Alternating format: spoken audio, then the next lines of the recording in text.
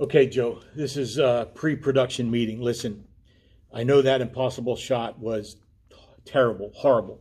I understand that. But you have got to pick yourself up by the bootstraps or whatever you have on there. And you're getting fan mail, Joe. People are depending on you.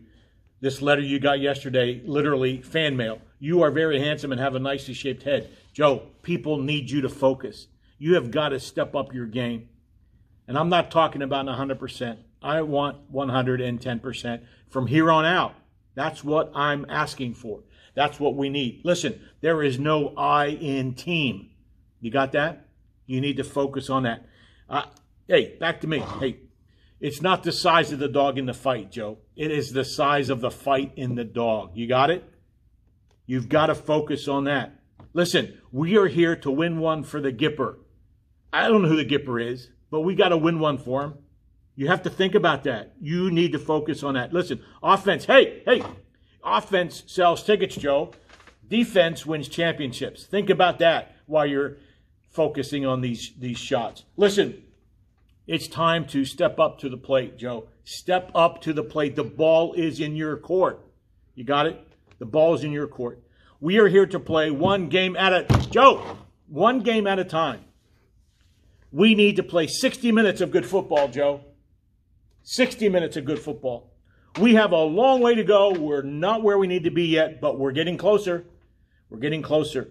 We have to focus on the fundamentals. Focus. That's it. I'm done. I'm done.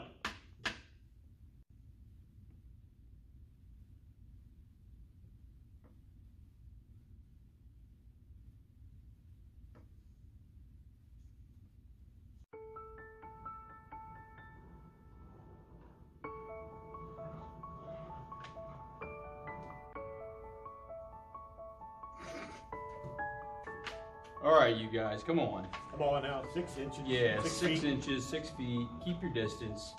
Unbelievable. Every date's a potential mate, Joe. That's what I always say. That's what I always say. Well, we might need to keep an eye on these two. Absolutely. Wasn't expecting that to ever happen. Woo! It's getting steamy in here. Yes. Anyway, back to business. Got a lot to cover today. Actually, it's just all on this little piece of paper. But we like stacks, reams of paper around here. So I want to keep a few things in front of you this week. Faith, family, thanks again for joining us. We've been talking a lot about the Mount Joy gift card giveaway, and the response was so strong that we had to essentially double our need for volunteers. And so we're going to need, instead of 20 volunteers for the whole day, we're going to need 40. So 2 shifts of 20. They're about 2.5 hour shifts. And Rich, what are those what are the main responsibilities for the volunteers? Well, I think the reason we want so many is to make sure it runs as smoothly as possible. We don't want to create any type of a traffic jam or anything like that.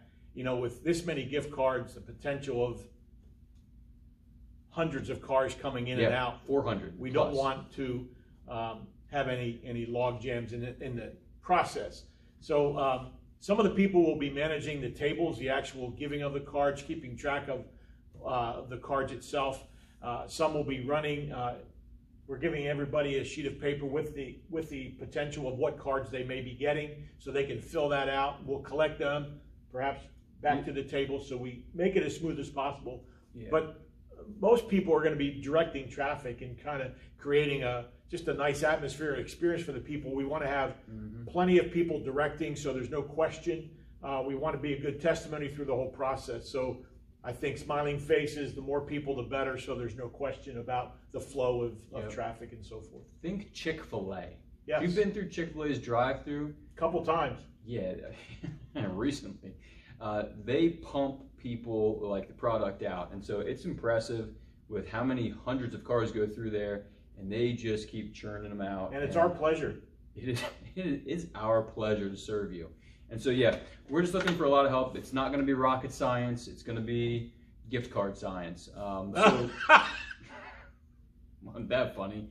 All right, so No, come on out. We'll have instructions for you. Sign up on Realm. It'll be fun. And pick one of those shifts, first or second shift. All right. Plus, the milk handout is going to be a job as well. Half gallons of milk. Yep. In and out of the freezer, that kind of thing. Good call.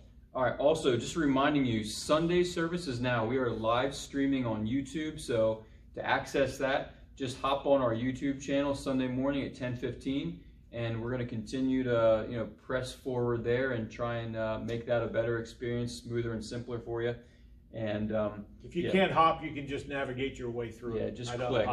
Just click, and we'll get you there. And we're working on getting actually a link on our website too. So whether Realm or the church website, we're going to make that as clean and simple as possible. Okay. Yep. All right, we wanted to reminisce a little bit. We're going to get to Thankful Tuesday here in a second. And if you notice the ticker below, I was thinking about church softball. And we just wanted to show you some pictures from back in the day when we were athletes. You're still an athlete, I'm not. Maybe. I'm not in any kind of shape right now. My back elbow's down though, if I'm going to be critical. And I lunge for a lot of balls. Yeah. But this team, it was a good team. We won the division that year, Division 3, so we weren't one of the powerhouses. Rich looks pretty mean though. Did you guys see that? Look at that. That's focus. That is focus. Look at the skinny legs on that boy. I do have skinny legs. But he ran the bases like nobody's business. Nobody's business. I like to think that I glide around the bases. You did? No, I don't glide.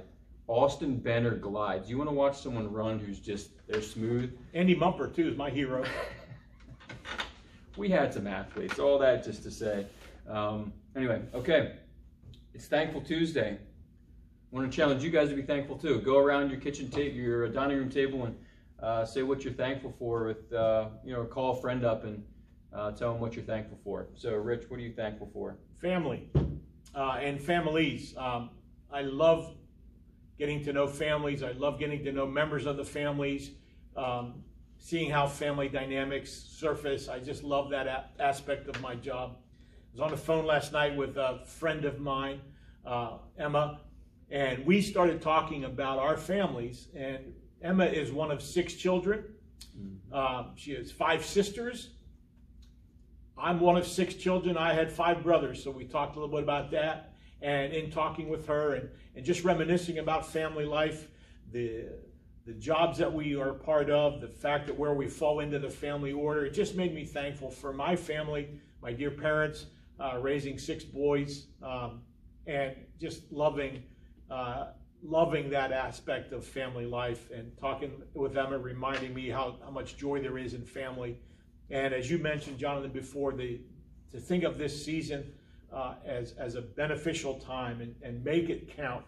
Mm-hmm. And part of that is family life. I just love our families here, and it's been a joy to get to know them and watch them.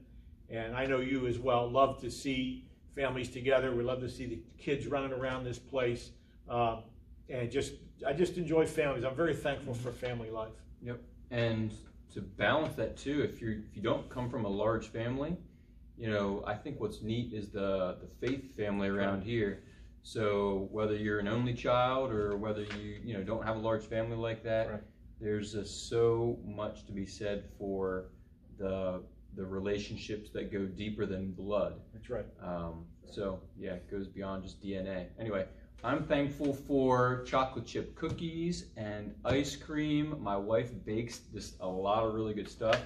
So I'm going to go on the lighter side here today, and I'm just really thankful for treats and stuff like that. Yeah, Turkey Hill ice cream's been on the ticker, so yeah, I got a sweet tooth. Yeah, so I'm thankful for those kind of just little indulgences that I enjoy. Chocolate milk. I had some of that the other day. How about whole milk? Yeah, buddy. And that 2% stuff or skim. No. Whole milk, baby. Get that out of here. Forget what it tastes like. Get that crap out of here. All right, hey, listen. I want to encourage you to come back Thursday. We're going to be taking unity to another level.